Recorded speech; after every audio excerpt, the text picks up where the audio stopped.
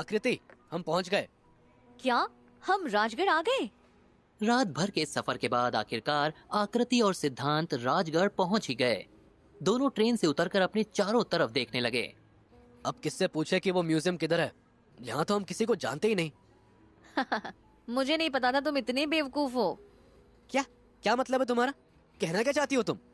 आकृति ने अपना फोन निकाला और सिद्धांत को चिढ़ाते हुए कहा, शायद आपको पता हो तो हम 21st सेंचुरी में जी रहे हैं और आज की दुनिया सिर्फ टेक्नोलॉजी पर डिपेंडेंट है। अरे गूगल करके एड्रेस निकालते हैं ना। जहाँ तक मुझे लगता है ये राजगढ़ इतना भी बड़ा नहीं है। यहाँ बहुत ज्यादा म्यूजियम तो नहीं होने चाहिए। वैसे तो आकृति के यूं ताना मारने पर सिद्धांत को नाराज होना चाहिए था, पर न जाने क्यों वो चुपचाप खड़े होकर मुस्कुरा रहा था। अरे यार डैम इट, यहाँ तो नेटवर्क ही नहीं है, इंटरनेट ही नहीं चल रहा। हाँ, 21st सेंचुरी की आइंस्टाइन, लगा लिया अपना दिमाग। मैडम, जो आप अब कर रही हैं वो मैं ट्रेन में बैठा बैठा पहले ही ट्राई कर चुका हूँ, पर कोई फायदा नहीं। बनारस से निकलने के बाद से ही फोन में नेटवर्क नहीं है। सिद्धांत की बात सुनकर आकृति थोड़ा शर्मा गई और उसने अपनी नजरें नीचे झुका लीं। अरे अब नीचे क्या देख रही हो? नीचे एड्रेस नहीं है मैडम। अच्छा ठीक है, इतना भी मजाक मत बनाओ मेरा। अरे नहीं तो मजाक और आपका, आप तो सर्वज्ञानी हैं, एकदम आइंस्टाइन की बहन। बस अब मेरी इतनी भी तारीफ अच्छी नहीं। सिद्धांत बस यूं ही आकृति को चिढ़ा रहा था और आकृति भी नाराज होने की जगह वो सब एंजॉय कर रही थी। ऐसे ही मजे करते करते थोड़ी देर में वो दोनों स्टेशन के बाहर थे। तभी 2-3 ऑटो ड्राइवर्स ने उन्हें घेर लिया। अरे आओ भैया, मैं छोड़ देता हूँ। नहीं, आप मेरे साथ चलिए। सिद्धांत ने उन सब की तरफ देखा और फिर आकृति से कहा, चलो इनमें से ही किसी से उस म्यूजियम के बारे में पूछते हैं, इन्हें तो पता ही होगा। अरे भैया सुनिए। हाँ बताइए, कहाँ जाना है आपको? जी वो हम एक पुराने म्यूजियम की तलाश है, क्या आप? इसके पहले कि आकृति अपनी बात पूरी कर पाती, सिद्धांत बीच में बोला, वो है ना आपके शहर का मशहूर म्यूजियम जो पहले खंडर हुआ करता था, वो। अच्छा, वो खंडर वाला म्यूजियम, आपको वहाँ जाना है? आइए मैं ले चलता हूँ। आकृति को सिद्धांत का ये बोल्ड और स्ट्रेट फॉरवर्ड मिजाज काफी पसंद आया। वो वहीं खड़े खड़े न जाने किन सपनों में खोई थी और बस सिद्धांत को ही देखे जा रही थी। तभी थोड़ी दूर से सिद्धांत की आवाज आई, अरे अब क्या वही खड़ी रहोगी? चलना नहीं है क्या? हाँ आई।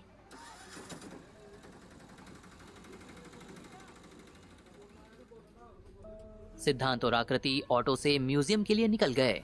सिद्धांत का चेहरा ऑटो के शीशे में दिख रहा था और आकृति की नजरें बार बार वहीं जाकर टिक जाती। वो बस उसे देखकर मुस्कुरा देती। ये तुझे क्या हो रहा है आकृति? ये सब क्या है? आज तक मैंने किसी लड़के को ऐसे छुप छुप कर नहीं देखा, पर पता नहीं क्यों सिद्धांत के चेहरे से तो नजर ही नहीं हट रही। क्या है ये सब? आकृति अपने ख्यालों में ही थी कि तभी ऑटो में तेज झटका लगा और वो सिद्धांत की तरफ खिसक आई और उसका हाथ सिद्धांत के हाथों से टकरा गया। क्या कर रहे हो भाई? मारने का इरादा है क्या? जरा ढंग से चलाओ, म्यूजियम जाना है, स्वर्ग नहीं।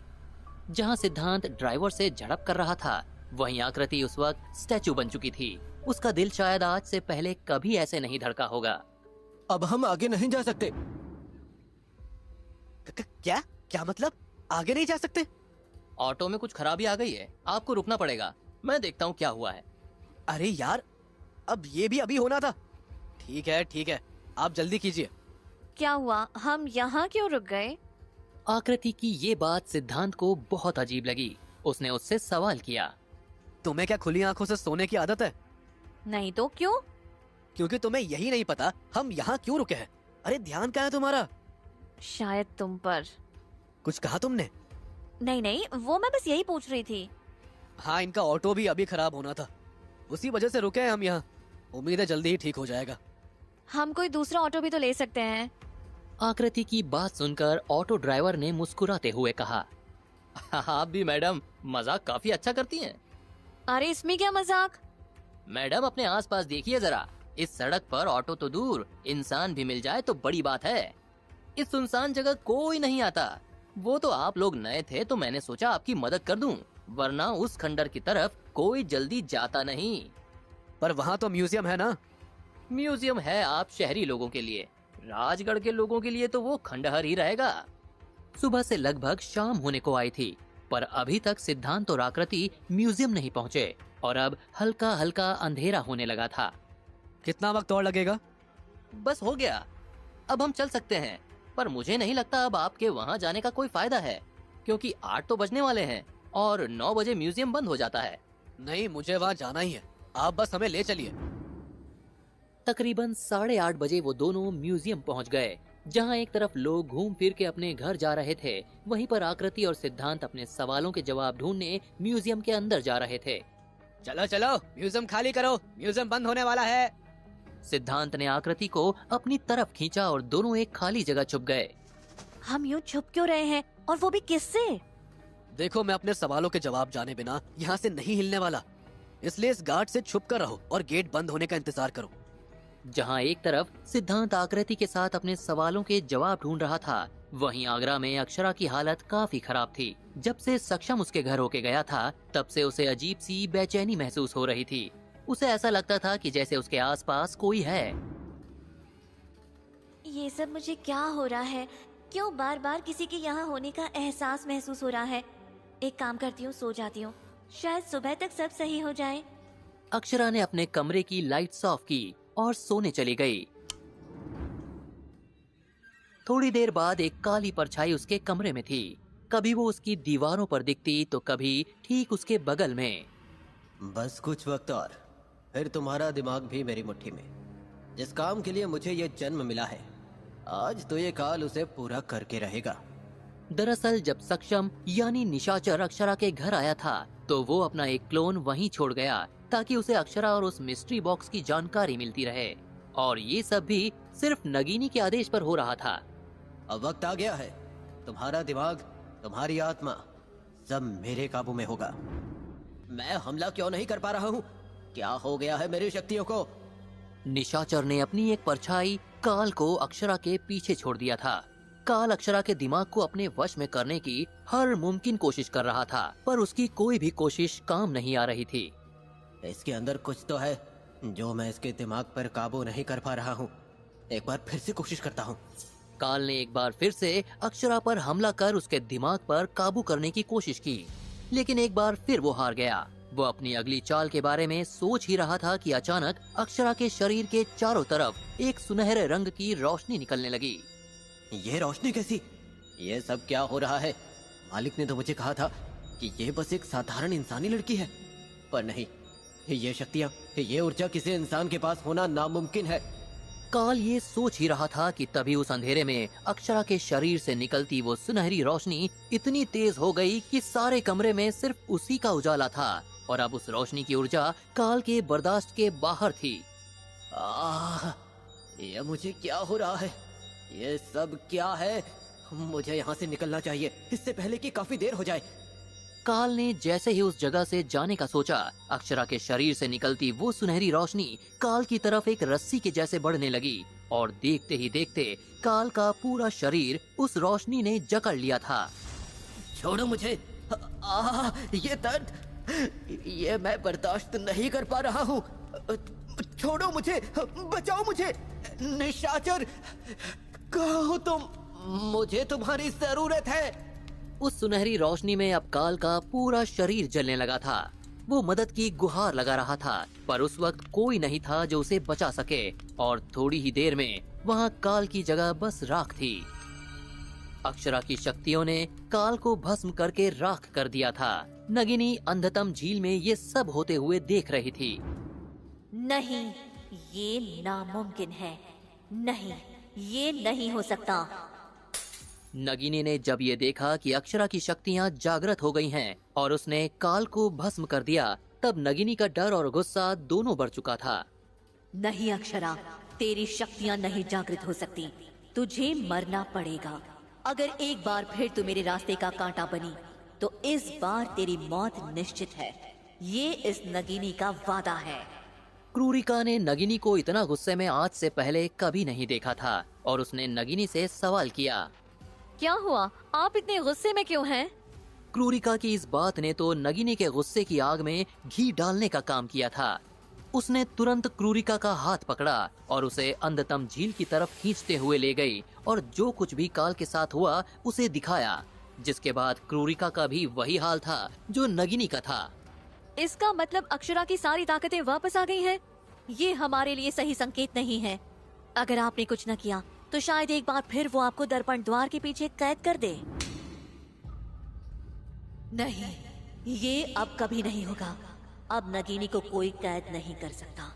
खबरदार, अब अगर अपने मुंह से एक और शब्द निकाला तो मैं ये भूल जाऊंगी कि तुम मेरी सबसे वफादार शिष्या हो। क्रूरिका के मुंह से दर्पण द्वार का जिक्र सुनते ही नगिनी सिहर उठी थी। कहीं न कहीं वो ये जानती थी कि अब अक्षरा को हरा पाना बहुत मुश्किल है, वो भी तब जब उसकी खुद की शक्तियाँ वापस आ गई हैं और सिद्धांत भी उसके साथ है। गुस्ताखी माफ, पर अब आप क्या करेंगी? कुछ सोचा है आपने? नगीनी सोचती नहीं, बस करके दिखाती है। अब होगा मौत का तांडव, जब गूंजेगी हर तरफ सिर्फ चीखें और बहेगा खून। नगीनी हूँ मैं, अंधेरे की रानी, खौफ की मलिका। ना कोई मुझे हरा सकता है और ना कैद कर सकता है। जहाँ एक तरफ अक्षरा की शक्तियाँ वापस आ गई थी, वहीं दूसरी तरफ राजगढ़ में सिद्धांत और आकृति अभी भी उस म्यूजियम के अंदर छुपे थे। मुझे लगता है अब हमें बाहर आ जाना चाहिए। लगता है सब चले गए हैं और म्यूजियम भी बंद हो गया है। हाँ, लग तो ऐसे ही रहा है। काफी सन्नाटा हो गया है। तुम रुको, मैं बाहर जाकर देखता हूँ। सिद्धांत ने देखा तो वाकई म्यूजियम अब खाली था। उसने आकृति से बाहर आने को कहा। अब वो दोनों बड़े ही गौर से म्यूजियम के बीचों बीच खड़े अपने चारों तरफ की दीवारों को देख रहे थे। ये देखो, वही नक्काशी जो इस किताब और इस बॉक्स पर है। हम सही जगह पर हैं। तुम वो किताब निकालो जरा। सिद्धांत ने रहस्यमयी बॉक्स को भी निकाला और अब वो दोनों किताब और बॉक्स और म्यूजियम की नक्काशी को मिलाने लगे। सारी नक्काशी एक ही थी, पर फिर भी उसे पढ़ पाना नामुमकिन था। आखिर ये क्या चीज है? कोई लिखावट है या तस्वीर? कुछ समझ नहीं आ रहा। आओ अंदर चलकर देखते हैं, शायद कुछ मिले। वैसे काफी दिलचस्प चीजें रखी हुई है यहाँ तो। तभी मैं सोचूं इतनी भीड़ इस खंडर को देखने के लिए तो नहीं होगी। हाँ, पर किसी भी चीज को छूने से पहले 100 बार सोच लेना, वरना बहुत बुरे फंस जाएंगे। वो लेजर लाइट्स देख रहे हो? अगर गलती से भी हमने कुछ छू लिया तो अलार्म एक्टिवेट हो जाएगा और सबको पता चल जाएगा कि हम अंदर हैं। इसलिए सब कुछ सावधानी से करना पड़ेगा। काफी देर तक सिद्धांत और आकृति म्यूजियम की चीजों को देखते रहे कि शायद उन्हें कुछ मिले, लेकिन ऐसा नहीं हुआ। तभी सिद्धांत की नजर एक बंद दरवाजे पर पड़ी। वो देखो, वो दरवाजा। जिस पर प्रोहिबिटेड लिखा है, यानी वहाँ जाना मना है। एग्जैक्टली। मुझे मेरे सवालों के जवाब उसी दरवाजे के पीछे मिलेंगे, क्योंकि जिस तरह से हम चीजें ढूंढ रहे हैं उतनी आसानी से नहीं मिलने वाला कुछ। इसलिए अब एक ही रास्ता है और वो है इस दरवाजे के पार जाना। पर उसके पीछे खतरा हो सकता है। नहीं, हम कोई और तरीका ढूंढेंगे। मेरी जिंदगी खतरों से भरी हुई है। अब एक और खतरा क्या ही बिगाड़ लेगा मेरा। तुम परेशान मत हो, कुछ नहीं होगा। अच्छा, तो फिर मैं भी साथ चलूंगी। नहीं आकृति, अभी तुमने ही कहा ना कि उसके पीछे खतरा हो सकता है। मैं तुम्हारी जान जोखिम में नहीं डाल सकता। तुम यही रुककर मेरा इंतजार करना। नहीं, पर मैं तुम्हें अकेले नहीं जाने दे सकती। तुम्हें कुछ... अरे तुम परेशान मत हो, मुझे कुछ नहीं होगा। देखो, तुम यहाँ रहोगी तो अगर मैं सुबह तक बाहर नहीं आया तो तुम मुझे वापस लाने के तरीके को खोज सकोगी। अच्छा ठीक है, जाओ, पर अपना ध्यान रखना और जल्दी आना। ठीक है, और तुम भी अपना ध्यान रखना। आकृति की आंखों में आंसू थे। उसे डर था कि कहीं सिद्धांत को कुछ हो न जाए। वहीं सिद्धांत के दरवाजे के उस पार जाते ही उस अंधेरे कमरे में अचानक एक तेज रोशनी हुई और पूरा कमरा जगमगा उठा। इसके साथ ही जिस दरवाजे से वो अंदर आया था वो धीरे धीरे गायब होने लगा। ये देखकर सिद्धांत काफी हैरान था। ये इस दरवाजे को क्या हो रहा है? नहीं रुको, ऐसा मत करो। लेकिन देखते ही देखते वो दरवाजा गायब हो गया और सिद्धांत के हाथ से वो रहस्यमयी बॉक्स गिर गया। जब उसने सामने देखा तो उसके पैरों तले जमीन खिसक गई। उस कमरे में उस बॉक्स जैसे अनगिनत बॉक्सेस थे और असली कौन सा था ये ढूंढ पाना नामुमकिन था। ये इतने सारे एक जैसे बॉक्स, अब मैं अपना वाला कैसे ढूंढूं? सिद्धांत एक एक करके सारे बॉक्सेस को खोलकर देखने लगा। नहीं, ये भी नहीं, ये भी नहीं, ये भी नहीं। अरे कहाँ गया? ऐसा करते करते सिद्धांत को काफी देर हो चुकी थी और उसके हाथ असली बॉक्स नहीं लगा। अब वो थक भी चुका था। जैसे ही वो थक कर एक कोने में बैठा, उसके हाथ से एक रोशनी निकलने लगी। ये रोशनी कैसी? सिद्धांत के हाथ की रोशनी उसे एक तरफ खींच कर ले जा रही थी और उसने सिद्धांत को कमरे के एकदम कोने में एक बॉक्स के सामने ले जाकर खड़ा कर दिया। सिद्धांत ने झुककर उस बॉक्स को उठाया और जब उसे खोलकर देखा तो उसके चेहरे पर स्माइल आ गई। यस यस, मिल गया मुझे मेरा बॉक्स। फाइनली अब मुझे बस यहाँ से बाहर निकलने का रास्ता और ढूंढना है। सिद्धांत, सिद्धांत, कहाँ हो तुम?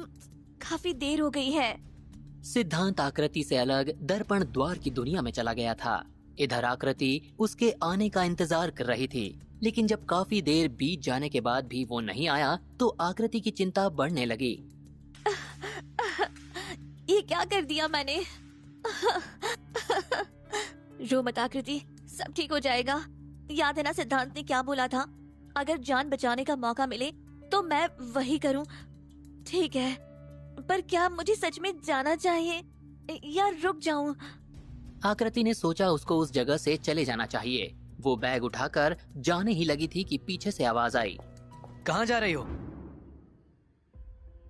आकृति ने पीछे मुड़कर देखा तो सिद्धांत वहाँ पर खड़ा था।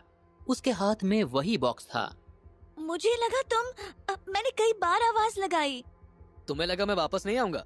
ऐसा हो ही नहीं सकता। थैंक गॉड तुम वापस आ गए। क्या हुआ था वहाँ? तुम तकरीबन 5 घंटे से गायब थे। अब तो सुबह होने वाली है।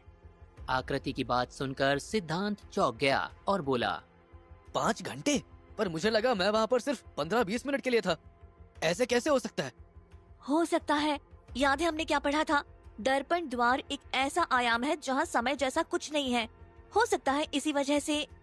सिद्धांत को सब समझ आने लगा था। अच्छा ये तो बताओ वहाँ हुआ क्या? कुछ दिखा तुम्हें? पता चला तुम्हारा रिश्ता क्या है इस बॉक्स से? मुझे ये नहीं पता चला कि मेरा क्या रिश्ता है, लेकिन मुझे ये जरूर पता चला कि ये बॉक्स मुझे अपने आप कैसे मिले जा रहा था। मेरे अंदर जो शक्तियाँ हैं उनकी वजह से।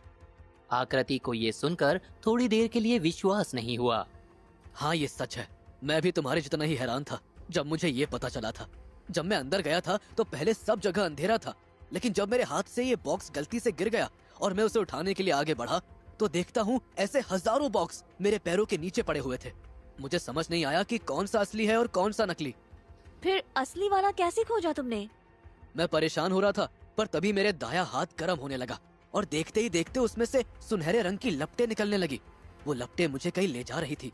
मैं धीरे धीरे आगे बढ़ा तो वो लपटें तेज होने लगी और फिर एक जगह रुक गई।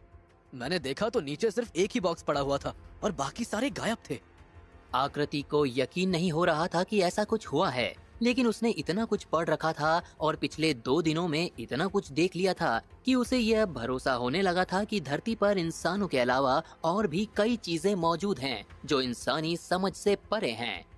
अब क्या करना है? वापस चलते हैं। हमें जो पता करना था हम वो कर चुके हैं और अब म्यूजियम के खुलते ही हमें यहाँ से निकल लेना चाहिए। म्यूजियम के खुलने के बाद सिद्धांत और आकृति नजर बचाकर वहाँ से निकल गए। हमें बनारस वापस चलना चाहिए। मेरे ख्याल से अब तो यहाँ और कुछ नहीं है पता करने लायक। हाँ तुम ठीक कह रहे हो। मैं सामान पैक कर लेती हूँ। ठीक है, मैं टिकट्स करवा देता हूँ। उसी दिन शाम को सिद्धांत और आकृति राजगढ़ से बनारस के लिए निकल गए। दूसरे दिन बनारस पहुंचकर आकृति अपने घर गई और सिद्धांत होटल में चेक इन करके आगरा जाने के लिए टिकट्स देखने लगा कि तभी आकृति का कॉल आया। हाँ आकृति बोलो। फ्री हो आज? हाँ मैं फ्री हूँ शाम तक। बताओ क्या बात है? चलो फिर बनारस घुमा दूँ तुम्हें। सिद्धांत मान गया और थोड़ी देर में वे वापस वहीं मिले जहां उनकी पहली मुलाकात हुई थी, यानी कि 80 घाट। चलो वहाँ चलते हैं। आकृति ने हाथ के इशारे से पिज़्ज़ेरिया कैफे की तरफ सिद्धांत का ध्यान खींचा। तुम्हें पिज्जा खाने का मन है? नहीं, पर वो जगह अच्छी है, सुकून मिलता है वहाँ। दोनों वहां पर एक टेबल पर बैठ गए और ऑर्डर देकर वेट करने लगे। तभी सिद्धांत ने सवाल किया, तुम यहाँ कब से हो? ज्यादा दिन नहीं, बस बचपन से। आकृति का जवाब सुनकर सिद्धांत हंस दिया। अच्छा ये बताओ, लोग बनारस क्यों आते हैं? क्यों का तो नहीं पता, लेकिन कब आते हैं ये पता है। कब आते हैं? जब कोई रास्ता नहीं मिलता उन्हें। बनारस शहर ही ऐसा है, सबको अपना बना लेता है। ऐसे ही सवाल जवाब करते हुए दोनों ने अच्छा समय बिताया। कभी नाव पर घूमा है? आओ तुम्हें गंगा की सैर करवाती हूँ। सिद्धांत ने कुछ नहीं कहा और चुपचाप आकृति के पीछे चल दिया। आकृति ने नाविक से बात की और फिर वो दोनों नाव में बैठ गए। उनके बैठते ही एक औघड़ बाबा भी आ बैठे। नाव वाले ने उन्हें हटाने की बहुत कोशिश की, लेकिन वो नहीं गए और अंत में हार मानकर उसे नाव आगे बढ़ानी ही पड़ी। कहते हैं कि बनारस में जो मरता है उसे मोक्ष की प्राप्ति होती है। कहाँ मांगना पड़ता है मोक्ष?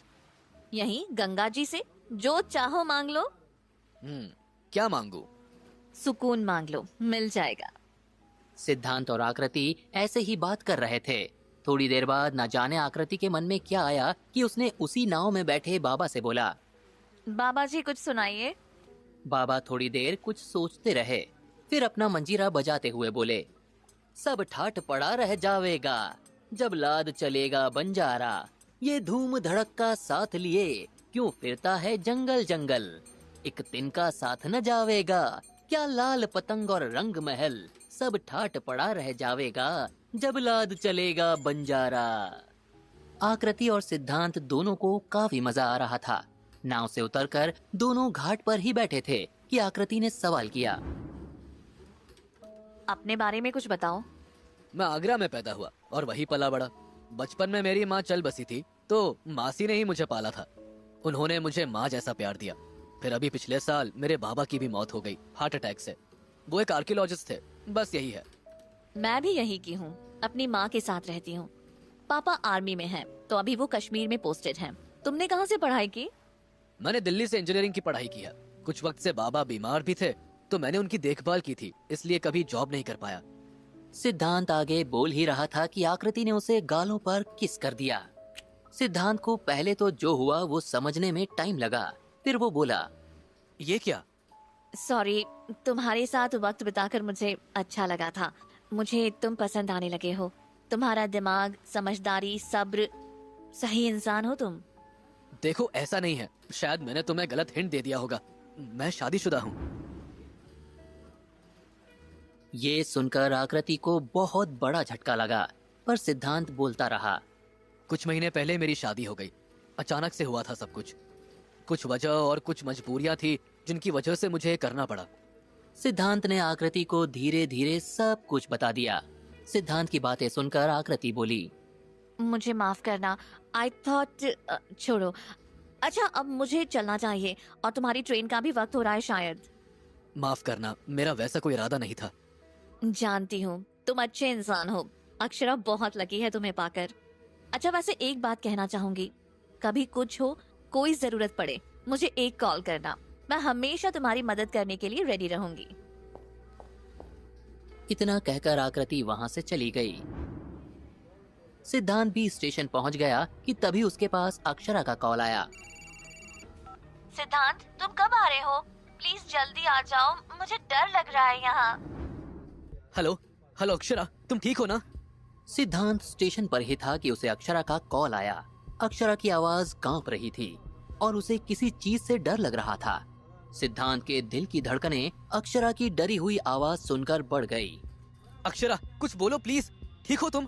क्या हुआ तुम्हें? थोड़ी देर चुप रहने के बाद अक्षरा बोली, पता नहीं क्या हो रहा है। कल से मुझे डर लग रहा है। मुझे नहीं पता, ऐसा लगता है जैसे मेरे अंदर कुछ है। अजीब सा लग रहा है। सिद्धांत उस वक्त जितनी जल्दी हो सके अक्षरा के पास आना चाहता था। खैर, वक्त हमारे हिसाब से नहीं चलता। सिद्धांत अगले दिन जब अपने ससुराल पहुंचा तब वो अपने बैग्स कमरे में रखकर अक्षरा के पास जा ही रहा था कि नान की देवी ने उसे टोक दिया। ओ महाराज हिंद, आते ही किधर उड़ रहे हो? इतने दिन से गायब थे। घर के काम कौन करेगा? तेरा बाप। सिद्धांत को नान की देवी की बातों पर गुस्सा तो बहुत आया, लेकिन उसे इस वक्त अक्षरा की चिंता सता रही थी। इसलिए वो सीधा उसके रूम पर पहुंचा और दरवाजे पर नॉक किया। कौन? मैं आ गया हूँ। मैं अक्षरा ने तुरंत दौड़कर दरवाजा खोला और सिद्धांत के गले लगते हुए बोली, ओ सिद्धांत, मैं बता नहीं सकती तुम्हें देखकर कितना अच्छा लग रहा है। सिद्धांत कुछ नहीं बोला।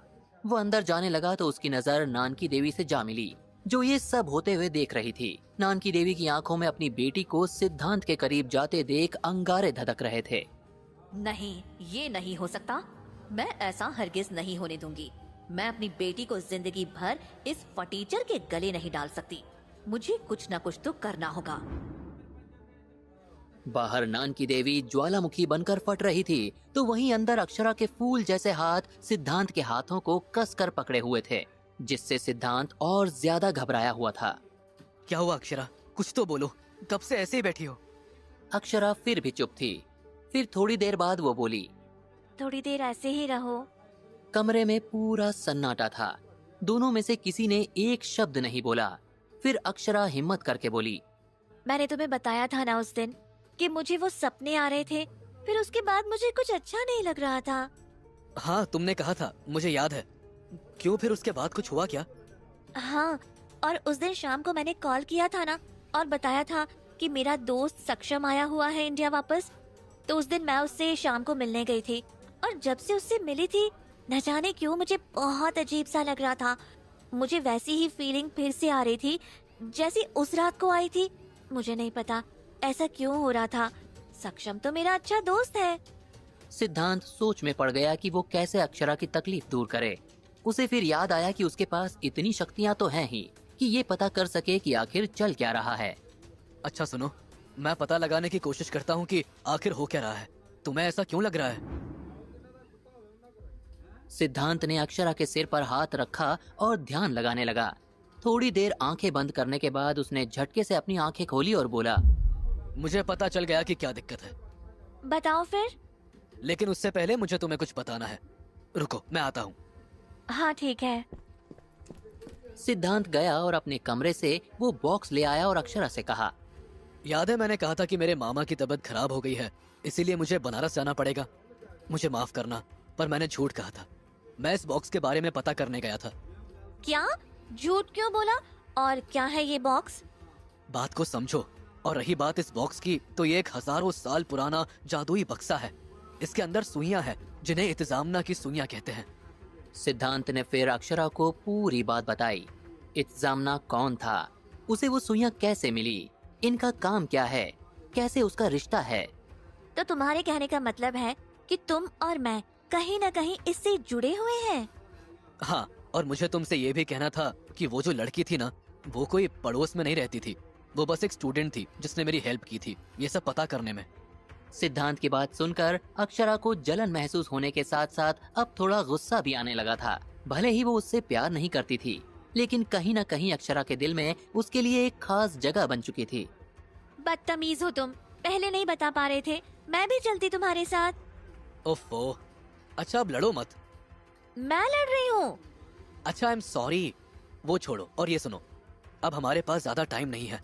जिस दिन नीला चांद आएगा, नगिनी इस दुनिया में कदम रखेगी और खुद को आजाद करेगी। उससे पहले हमें कुछ ना कुछ तो करना होगा। और तुम परेशान मत होना, हम मिलकर सब कुछ ठीक कर देंगे। ठीक है। और ये सक्षम? हाँ ये जरूरी है। मुझे ऐसा लगता है कि वो सक्षम नहीं कोई और ही है। जब मैंने तुम्हारे सिर पर हाथ रखा था, तब मुझे ये महसूस हुआ था कि कोई तुम्हारे दिमाग पर काबू पाने की कोशिश कर रहा था। उस रात कोई काली शक्ति तुम्हारे करीब थी। हो ना हो ये काम नगिनी का ही होगा। क्या सक्षम और नगिनी साथ में काम कर रहे हैं? नहीं, ऐसा होना तो नहीं चाहिए। जरूर नगिनी ने सक्षम को कुछ कर दिया होगा। मुझे देखना चाहिए एक बार उसके घर जाकर। पर हमें पता कैसे चलेगा कि सच में सक्षम ही है या कोई और? एक आइडिया है, फोन लगाओ उसे और कोई ऐसी बात करो जो तुम्हें लगता है कि सिर्फ उसे ही पता होगी। अक्षरा ने सक्षम को कॉल किया और बातों ही बातों में बोली। अच्छा सक्षम, तुम्हें याद है कैसे मैं एक बार फुटबॉल खेलते हुए गिर गई थी और मेरा हाथ टूट गया था? फिर तुम मुझे उठाकर अस्पताल ले गए थे। यार वो भी क्या दिन थे। हाँ ये तो है, कितने मजे किए हैं ना हम दोनों ने। थोड़ी देर बाद अक्षरा ने कॉल रख दिया और सिद्धांत की तरफ ध्यान से देखने लगी। इसे तो पता है सब। देखता हूँ, सच पता करने की कोशिश करता हूँ। उसकी जरूरत नहीं है। मुझे पता लग गया कि ये सक्षम नहीं कोई और है। पता नहीं कौन है। कैसे? उसने तो बता दिया था ना। यही तो गलती की उसने। मैंने कभी फुटबॉल खेला ही नहीं और ना ही कभी मेरा हाथ टूटा था। पता नहीं क्या किया होगा उसने सक्षम के साथ। इतना कहकर अक्षरा रोने लगी। रोते रोते ही वो बोली। मुझे उसके घर जाना है और देखना है कि आखिर सक्षम किस हाल में है या ये कौन है। ठीक है, फिर मैं भी चलूंगा। दोनों सक्षम के घर पहुंचे तो सक्षम ने दरवाजा खोला और अंदर आने के लिए कहा। अरे वाह, तुम लोग बिल्कुल सही टाइम पर आए हो। डिनर करोगे? कौन हो तुम? तुम सक्षम नहीं हो। Who are you? सक्षम ने थोड़ी देर अक्षरा को देखा और फिर अजीब तरह से मुस्कुराने लगा। तो आखिर तुझे पता चल ही गया। अब तुम दोनों को मारने में और भी मजा आएगा। सिद्धांत इससे पहले कि कुछ कर पाता, निशाचर ने अक्षरा के सीने में वार कर दिया, जिससे काफी गहरा और बड़ा घाव हो गया। सिद्धांत ने अपने हाथ की शक्तियों से इतनी तेज रोशनी निकाली कि निशाचर को भयंकर दर्द होने लगा। हटाओ इस रोशनी को।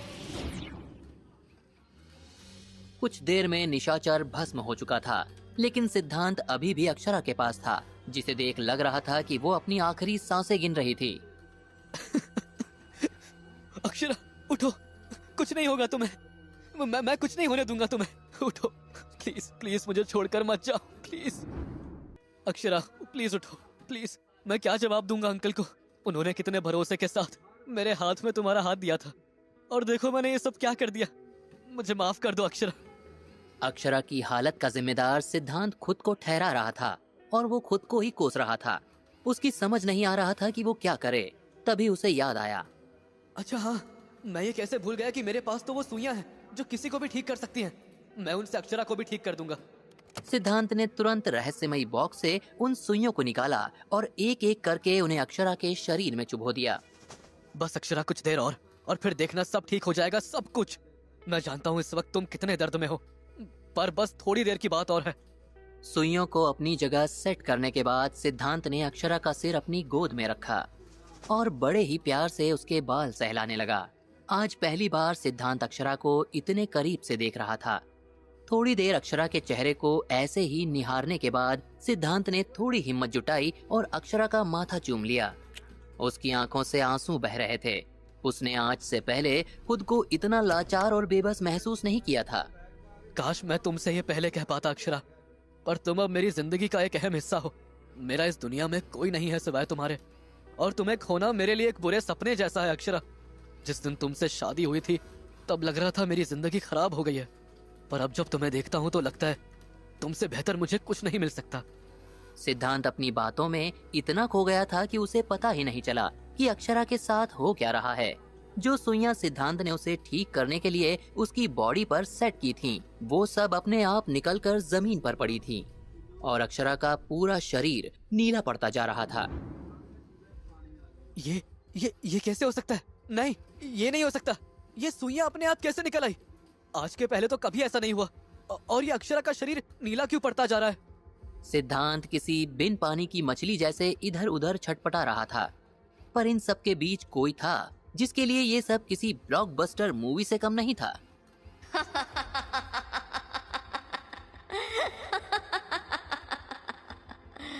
नगीनी हूँ मैं, ऐसा कोई सगा नहीं जिसको नगीनी ने डसा नहीं। कर लो जितनी भी कोशिश करनी है, नहीं उठने वाली अब तेरी प्यारी बीवी। निशाचर का वार है वो, उसका जहर तो पानी भी न मांगे।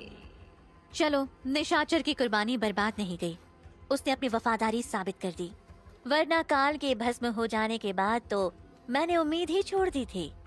नगीनी की बनाई चीज कभी बर्बाद नहीं होती। निशाचर को मैंने बनाया था मेरी काली शक्तियों से, और देखो आज वो मेरा तुरुप का इक्का साबित हो गया। अब क्या? अब तो सब खत्म, जीत गई आप। नहीं, जब तक वो रहस्यमयी बक्सा उस सिद्धांत के पास है तब तक ये लड़ाई मेरी नहीं। अभी तो बस आधा खेल खत्म हुआ है, पर आज हम इसका ही जश्न मनाएंगे। जाओ, जश्न की तैयारी करो। आज इस नगीनी की प्यास 100 इंसानों के खून से बुझेगी। नगिनी तो जश्न मना रही थी, पर सिद्धांत पूरी तरह से टूट चुका था। जब उसकी कुछ समझ नहीं आया तो उसने अक्षरा को एक हॉस्पिटल में एडमिट करवा दिया और फिर उसने अतुल को फोन किया। हाँ सिद्धांत बेटा, कहाँ हो तुम? मैं तुम्हें ही कॉल करने वाला था। Uncle, I am sorry. सिद्धांत की इस बात ने अतुल को थोड़ा टेंशन दे दिया। उसने तुरंत सिद्धांत से पूछा, क्या हुआ सिद्धांत? तुम सॉरी क्यों बोल रहे हो? सब ठीक तो है ना? आप अभी ट्यूलिप फाउंडेशन हॉस्पिटल में आ जाइए, मैं सब बताता हूँ। हॉस्पिटल? सिद्धांत सब ठीक है ना? मुझे बताओ बेटा। अंकल आप यहाँ आ जाइए, मैं सब बताता हूँ। थोड़ी ही देर में अतुल अस्पताल पहुंच गए और उन्होंने जाते ही सिद्धांत पर सवालों की बारिश कर दी। बताओ बेटा, क्या बात है? तुम यहाँ क्या कर रहे हो? कौन एडमिट है? अंकल वो अक्षरा। क्या? अक्षरा? उसे क्या हुआ? वो तो तुम्हारे साथ थी ना? हाँ, हम दोनों उसके दोस्त सक्षम से मिलने गए थे, पर अचानक वहाँ हम पर हमला हो गया। अक्षरा को काफी चोट आई है अंकल, मुझे माफ कर देना, मैं उसे नहीं बचा पाया। कोई बात नहीं, तुम ठीक हो? हाँ मैं ठीक हूँ। क्या मैं उसे देख सकता हूँ? नहीं, डॉक्टर्स उसे इमरजेंसी वार्ड में ले गए हैं, अभी हम उससे नहीं मिल सकते। अपनी बेटी की हालत के बारे में सुनकर अतुल का मन काफी उदास था और अब और बड़ी आफत आने वाली थी, क्योंकि खबर नानकी देवी तक पहुंच गई थी। नानकी बिजली की तेजी से हॉस्पिटल पहुंची, दीक्षा भी उसके साथ ही थी। कहाँ है मेरी बेटी? कहाँ है? बताओ, क्या हुआ है उसे? नानकी खुद को संभालो, अभी अक्षरा इमरजेंसी वार्ड में है, डॉक्टर्स उसका इलाज कर रहे हैं। ये सब इस फटीचर की वजह से हुआ है। मैंने आपसे कहा था, ये हमारी बेटी के लायक नहीं है। आपने मेरी बात नहीं सुनी। अब देखिए क्या से क्या हो गया। मुझे तो लगता है इन सब के पीछे भी इसी का हाथ है। हमसे पैसे ऐंठने के लिए चली होगी इसने ये चाल। कम से कम अब तो ये सब मत बोलो, जगह देख के बात करो दीक्षा। अरे आपको अभी भी समझ नहीं आ रहा किसकी गलती है? अभी भी आप इसे कुछ नहीं कहेंगे? ठीक है, पर आज आप मुझे नहीं रोक सकते। नानकी गुस्से से सिद्धांत की तरफ बढ़ी और उसकी शर्ट का कॉलर पकड़कर उसे धमकाने लगी। बता, तूने क्या किया मेरी बेटी के साथ? बोल। अरे तू क्यों नहीं मर गया उसकी जगह? कितना भरोसा था उसे तुझ पर, और तू उसे भी नहीं बचा पाया। सॉरी आंटी, मैंने पूरी कोशिश की थी। अरे अब तेरी कोशिश का क्या अचार डालूं? अगर मेरी बेटी को कुछ भी हुआ ना, तो तू सोच भी नहीं सकता मैं तेरा क्या हाल करूंगी। अब खड़े खड़े मुंह क्या देख रहा है? दफा हो जा और दोबारा अपनी शक्ल मुझे मत दिखाना, और मेरी बेटी की परछाई से भी दूर रह तू। बस करो नानकी, भगवान के लिए चुप हो जाओ। और सिद्धांत, तुम्हें कहीं जाने की कोई जरूरत नहीं है। पत्नी है अक्षरा तुम्हारी, और इस वक्त उसे सबसे ज्यादा तुम्हारी जरूरत है। नहीं अंकल, मुझे यहाँ से चले जाना चाहिए, वही सबके लिए ठीक रहेगा। मैं यहाँ रहा तो नानकी जी ऐसे ही गुस्सा रहेंगी, और उनका कहना भी गलत नहीं है। मैं ही इन सबके लिए जिम्मेदार हूँ। मैं अक्षरा को नहीं बचा पाया, अब मैं उसके पास होने का हक खो चुका हूँ। सिद्धांत, पागल हो गए हो क्या? कुछ भी अनाप शनाप बोल रहे हो। अतुल सिद्धांत को समझाने की कोशिश कर ही रहे थे कि तभी डॉक्टर बाहर आए। क्या हुआ डॉक्टर? मेरी अक्षरा ठीक तो है ना? आप उसके फादर हैं ना? देखिए, अब जो मैं आपसे कहने जा रहा हूँ उसे सुनने के लिए आपको बड़ी हिम्मत जुटानी पड़ेगी। डॉक्टर, ऐसी क्या बात है? आप जल्दी बताइए ना। हमने अपनी तरफ से हर मुमकिन कोशिश कर ली, पर अक्षरा की बॉडी हमारे किसी भी ट्रीटमेंट पर रिस्पॉन्ड नहीं कर रही है, इसलिए अब हमारे बस में कुछ नहीं है। अगर 12 घंटे में उसे होश नहीं आया तो शायद हम उसे हमेशा के लिए खो देंगे। ये आप क्या कह रहे हैं? अरे आप तो डॉक्टर हैं, आप ही अगर गिव अप कर देंगे तो कैसे चलेगा? देखिए, हम अपने साइड से जो कर सकते थे हमने किया, अब सब भगवान भरोसे है। अक्षरा तुम ठीक क्यों नहीं हो रही? ये सब कुछ मेरी वजह से हुआ है। सिद्धांत इस बात से भयंकर रूप से परेशान था कि वो अक्षरा को ठीक नहीं कर पा रहा है। इत्जामना की सुइयां भी उसके किसी काम नहीं आ रही थी। वो बेबस और लाचार होकर इधर उधर घूम रहा था। ये सुइयां भी किसी काम नहीं आ रही, जब ये मेरी अक्षरा को ठीक नहीं कर सकती। क्या करूं मैं अब? मुझे कुछ समझ नहीं आ रहा। सब्र करो, धैर्य रखो, हर मुसीबत से निकलने का रास्ता होता है। सिद्धांत गुस्से में पागल हो रहा था कि उसे एक जानी पहचानी आवाज आई। उसने पीछे पलटकर देखा तो एक बाबा खड़े थे। ये वही थे जिन्होंने हमेशा सिद्धांत को सही रास्ता दिखाया था। जब जब सिद्धांत पर मुसीबतें आई थीं, उन्होंने ही उसकी मदद की थी। बाबा आप? बाबा को देखकर सिद्धांत की आंखों में आंसू आ गए। दिल में एक उम्मीद जाग गई। वो फौरन उनकी तरफ दौड़ा और उनके पैर पकड़ लिए। कुछ कीजिए बाबा, मैं भटक गया हूँ, कोई रास्ता नहीं दिख रहा। कैसे बचाऊं मैं अक्षरा की जान? चुप हो जाओ और उठो, मैं हूँ ना, मैं दिखाऊंगा तुम्हें रास्ता। मैं सब करने के लिए तैयार हूँ, बस उसे बचा लीजिए। चिंता मत करो, रास्ता है, बस थोड़ा मुश्किल है। चाहे कितनी भी मुश्किलें आए, मैं सबका सामना कर लूंगा। आप बस बताइए।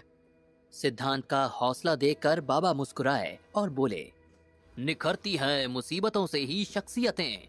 जो चट्टान से ना उलझे वो झरना किस काम का। तेरा हौसला, तेरी हिम्मत ही बचाएगी उसको। क्या करना है? आप बस रास्ता दिखाइए मुझे। बाबा थोड़ी देर सोचते रहे, फिर बोले, दर्पण द्वार के जरिए तुम्हें पाताल से होते हुए आर्डन के जंगलों में जाना होगा। वहाँ तुम्हें पोलरिस की गुफा मिलेगी, जिसके अंदर राजकुमारी पद्मिनी का चमत्कारी लॉकेट रखा है। उसे लाकर अक्षरा के गले में पहना दो, वो ठीक हो जाएगी।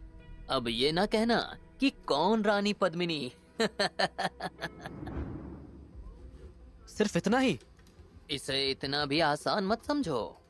बात क्या है बाबा? पोलरिस की गुफा तक पहुंचने में तुम्हें कई ऐसी मुश्किलें मिलेंगी जो तुम्हें रोकना चाहेंगी, भटकाना चाहेंगी। तुम्हें उनसे बचना है, और जब तुम गुफा तक पहुंचोगे तुम्हें वहां वो लॉकेट खोजना पड़ेगा। वो कोई मामूली लॉकेट नहीं है, ना ही तुम्हारी शक्तियां वहां काम करेंगी। शक्तियों के बिना कैसे होगा? खुद पर भरोसा रखो और ध्यान रहे, नगीने की नजर तुम्हारे ऊपर होगी। वो भले ही खुद कुछ न कर पाए, लेकिन उसके पास कई रास्ते हैं तुम्हें मारने के। और सबसे जरूरी बात, तुम्हें तो मालूम है कि दर्पण द्वार के आयाम में समय लगभग रुक जाता है, तो तुम्हें जो करना होगा जल्दी करना होगा। तुम्हारे पास हफ्ते भर का समय है ये सब करने के लिए। कहीं ऐसा ना हो उस बीच अक्षरा को कुछ हो जाए। बाबा ने अपनी पोटली से एक फूल निकाला और सिद्धांत को देते हुए बोले, ये लो, इसे पीसकर इसका रस अक्षरा को पिला देना। ये गुरद का फूल है, ये अक्षरा के शरीर में घाव को भरने में मदद करेगा और तब तक उसकी शक्तियाँ उसे जिंदा रखने में मदद करेंगी। लेकिन ध्यान रहे, तुम्हें सब जल्दी करना होगा, क्योंकि उस लॉकेट की वजह से ही वो पूरी तरह से ठीक हो पाएगी। उसके बिना उसका जिंदा बच पाना मुमकिन नहीं। सिद्धांत बाबा की बात मानकर वो फूल लेकर सीधे घर की ओर चल दिया। उसने उस फूल को पीसकर उसका रस निकाला और एक ट्यूब में भर के अस्पताल चला गया। अस्पताल में नानकी देवी अभी भी वहीं बैठी हुई थी। सिद्धांत को आते देख उन्हें फिर गुस्सा आया और वो बोली, तू कैसा आदमी है? क्यों बार बार यहाँ आ रहा है? तेरे आने से मेरी बच्ची ठीक हो जाएगी क्या? नानकी जी, मुझे भी अक्षरा की उतनी ही फिक्र है जितनी की आपको है। मुझे ना तेरी शक्ल पसंद है और ना ही तेरी बातें। एक बार मेरी बेटी ठीक हो गई, फिर तू उसे डिवोर्स देगा और हमेशा के लिए चला जाएगा उसकी जिंदगी से। बात समझ आई? लेकिन पहले तू यहाँ से दफा हो जा। सिद्धांत को अब थोड़ा थोड़ा गुस्सा आने लगा था, लेकिन फिर भी उसने अपने गुस्से पर काबू किया और बोला, नानकी जी, आप अक्षरा की माँ है इसलिए मैं कुछ नहीं कह रहा, लेकिन प्लीज मेरा रास्ता रोकना बंद करें। मैं वापस नहीं जाऊंगा। सिद्धांत के इस तरह कहने से नानकी को हैरानी हुई। उन्हें समझ आ गया था कि सिद्धांत गुस्से से भरा हुआ है, तो उन्होंने उसे जाने देना ही ठीक समझा। सिद्धांत अक्षरा के वार्ड में गया और अक्षरा के पास बैठ गया। उसने अक्षरा के सिर पर हाथ रखकर सहलाया और फिर अपनी जेब से वो ट्यूब निकालकर उसे पिला दिया। देखना अक्षरा, मैं तुम्हें कुछ नहीं होने दूंगा। तुम जल्द ही ठीक हो जाओगे। मैं कुछ भी करूंगा तुम्हें फिर से पहले जैसा देखने के लिए। अक्षरा ने बेहोशी में ही हल्की सी आवाज निकाली, जिसे सुनकर सिद्धांत का हौसला 2 गुना हो गया। उसे उस फूल का रस पिलाकर वो वापस घर की ओर निकल गया। अब चाहे कुछ हो जाए, मैं वो लॉकेट लाकर ही रहूंगा, वरना वही अपनी जान दे दूंगा। एक बैग में जरूरत का सामान लेकर सिद्धांत शीशे के सामने खड़ा था। उसके हाथ में वो तिलिस्मी बक्सा था। उसने तिलिस्मी बक्से को शीशे के सामने किया, जिससे दर्पण द्वार आयाम में जाने का रास्ता बन गया। अब मुझे जल्दी करना होगा, वरना यह रास्ता बंद हो जाएगा। लेकिन मैं इस बक्से को भी नहीं ले जा सकता, कहीं उधर कुछ हो गया तो। इसे यही रखना ही ठीक है। सिद्धांत ने उस बक्से को वहीं स्टोर रूम में छुपा दिया और दर्पण द्वार में जाने के लिए तैयार हो गया। जय बजरंग बली। इतना बोलकर सिद्धांत उस रास्ते से दर्पण द्वार आयाम में चला गया। यहाँ तो काफी अंधेरा है, मेरे पास लाइटर होना चाहिए। अभी जलाता हूँ। सिद्धांत ने लाइटर से रोशनी की, लेकिन कुछ खास फर्क नहीं पड़ा था। वो रोशनी बस उसकी तसल्ली के लिए थी। पिछली बार मैं शायद 15 मिनट के लिए गया था, तो बाहर 5 घंटे हो गए थे, मतलब 300 मिनट। यानी कि असल दर्पण द्वार आयाम में 1 मिनट बाहर की दुनिया में 20 मिनट के बराबर है। यानी मेरे पास यहाँ के मुताबिक लगभग 800 मिनट यानी 12 से 13 घंटे हैं अक्षरा को बचाने के लिए। अब जितनी जल्दी हो मुझे पाताल तक जाना होगा। सिद्धांत पाताल के लिए अपना सफर शुरू कर चुका था, लेकिन उसे अंदाजा भी नहीं था कि जितनी मुसीबत वो सोच कर आया था उससे कई गुना ज्यादा आने वाली थी। अब ये आर्डन के जंगल का रास्ता किधर से जाएगा? क्या मुसीबत है ये भी। सिद्धांत अनंत में चला जा रहा था। उसे कुछ समझ नहीं आ रहा था कि वो किधर जा रहा है। जब थोड़ा टाइम बीत गया तो उसे एहसास हुआ कि वो सिर्फ अपना वक्त जाया कर रहा है। ना जाने मैं क्या कर रहा हूँ, मुझे निकलना होगा। सिद्धांत ने ध्यान लगाया तो उसके हाथों से वही सुनहरी लपटें निकलने लगी। धीरे धीरे वो लपटें बड़ी होती गईं और एक गोल बवंडर में बदल गईं। गोल गोल घूमती उन लपटों ने एक रास्ता खोल दिया, मानो कोई जगह हो जहां उन लपटों से होते हुए जाया जा सके। ना जाने मुझ में और कितनी शक्तियाँ है। जब जब लगता है कि मैंने सब देख लिया, तब तब मैं गलत साबित हो जाता हूँ।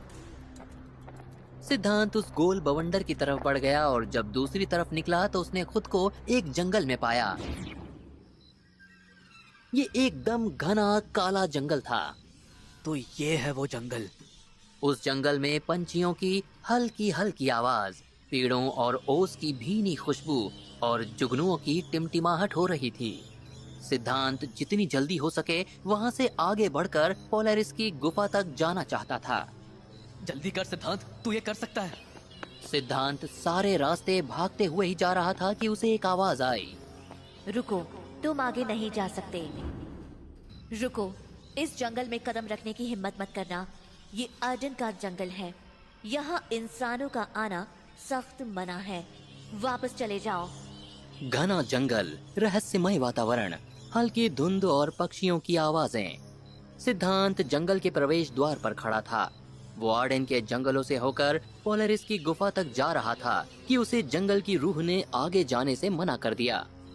आप है कौन? और हटिए मेरे रास्ते से, मुझे अपनी बीवी को बचाना है, वरना वो मर जाएगी। मेरा नाम अजीजा है और मैं आर्डन के इन जंगलों की रक्षा करती हूँ। यही मेरा घर है। सिद्धांत समझ गया कि उसका सामना जंगल की रक्षक से हो रहा है। प्लीज मुझे अंदर जाने दीजिए। मेरी बीवी अक्षरा खतरे में है और मुझे पोलारिस की गुफा तक पहुंचना है। इंसानों की फितरत यही है, लालच और बर्बादी। तुम्हारी बीवी हो या कोई और, इस जंगल में आने का अंजाम बहुत बुरा होगा। इतना कि जितना तुम सोच भी नहीं सकते। अभी भी वक्त है, चले जाओ। पर ऐसा क्यों? बताइए मुझे, मैं यहाँ किसी को भी नुकसान पहुँचाने नहीं आया हूँ। तुम अपनी बातों से मुझे बेवकूफ नहीं बना सकते। मेरे पास अब और कोई रास्ता नहीं है। जंगल की परियां, आओ और इस घुसपैठिए को रोकने में मेरी मदद करो। जैसे ही अजीजा ने ये बोला, जंगल से छोटी छोटी परियां उड़कर आ गईं और सिद्धांत पर हमला करने लगी। सिद्धांत कुछ देर तो हमले को सहता रहा, लेकिन फिर उसने अपने हाथ ऊपर किए और देखते ही देखते सुनहरी लपटें उसकी हथेलियों से निकलने लगी। मैं हमला नहीं करना चाह रहा था, लेकिन आपने मेरे लिए भी कोई रास्ता नहीं छोड़ा। सिद्धांत ने सुनहरी लपटों को उन परियों पर फेंका, जिससे कई परियां जख्मी हो गई। उसके बाद सिद्धांत अजीजा के सामने आया और बोला, मैंने कहा था ना, मैं यहाँ लड़ने नहीं आया हूँ। अगर आपको मेरी बात पर भरोसा नहीं तो ना सही, लेकिन मुझे जाने दीजिए, क्योंकि अक्षरा की जान दाव पर है और मेरा जाना बहुत जरूरी है। मुझे सिर्फ इस जंगल को पार करना है। सुनहरी लपटें? तुम कोई मामूली इंसान तो नहीं लगते हो। तुम कौन हो? देखिए, मैं एक मामूली इंसान ही हूँ, लेकिन मेरे पास ये ताकत क्यों है, इसका जवाब इस वक्त मेरे पास भी नहीं है। मुझे सिर्फ मालूम है कि कोई नगीनी है जो इंतजामना की सुइयों को हथियाना चाहती है और उसे रोकना मेरी जिम्मेदारी है। नगीनी? वो इस जंगल के लिए भी खतरा है। मैं तुम पर भरोसा कर रही हूँ और तुम्हें जाने दे रही हूँ, लेकिन याद रहे, पोलारिस की गुफा तक का रास्ता खतरों से भरा हुआ है। धन्यवाद अजीजा, आपका भरोसा नहीं तोड़ूंगा मैं। जाओ, पर जंगल का संतुलन बनाए रखना। अगर तुम हार गए तो ये जंगल और दुनिया दोनों बर्बाद हो जाएंगे। सिद्धांत अजीजा की हिदायत को सुनकर हामी भरता है और आगे बढ़ जाता है। अब शायद ये और मुश्किल होने वाला है। हिम्मत बांधे रखना अक्षरा, मैं आ रहा हूँ। आर्डेन के जंगलों की अंधेरी गहराइयों में सिद्धांत धीमे धीमे कदम बढ़ा रहा था, रहस्यमय और भयंकर रास्तों से होकर, जहां एक तरफ सन्नाटा पसरा हुआ था। सिद्धांत को उस रास्ते का हल्का अंदाजा ही था। वो जा ही रहा था कि अचानक हवा में एक अजीब सी हलचल हुई। सिद्धांत को मालूम नहीं था, लेकिन कोई उसके पीछे से उस पर नजर रखे हुए था। ओहो, कौन है जो ये मेरे जंगल में चला आया? अरे ओ राही, तूने क्या अपना रास्ता खो दिया है? कौन है आप? सामने आओ। मुसीबत के बारे में सोच ही रहा था कि आ भी गई। मुझे देखना इतना आसान नहीं मेरे प्यारे जमुरे। मैं मोंगवाई हूँ। ये जंगल ही मेरा घर है और खेल का मैदान भी। यहाँ जो भी आता है मुझे उसके साथ खेलने में बड़ा मजा आता है। अब तुम आ गए हो तो बड़ा मजा आएगा। देखो, मेरे पास खेलने का समय नहीं है। तुम जो भी हो, मुझे अपने रास्ते पर आगे जाने दो। क्या तू मेरे साथ नहीं खेलेगा? अभी बताता हूँ। मोगवाई अपने जादुई छलावे से पेड़ों को घुमाने और रास्ते को बदलने लगा, जिससे सिद्धांत एक ही जगह बार बार पहुंचे जा रहा था। थोड़ी देर में ही उसे समझ आ गया था कि ये सब एक जाल है। मोगवाई, तेरी ये चालबाजियां मुझे नहीं रोक पाएंगी। सिद्धांत ने ध्यान लगाया और अपने हाथों से सुनहरी लपटों को निकाला और उन्हें आसमान की तरफ फेंका। उन सुनहरी लपटों ने आसमान में एक रास्ता बना दिया उस मायावी जाल से बाहर निकलने के लिए।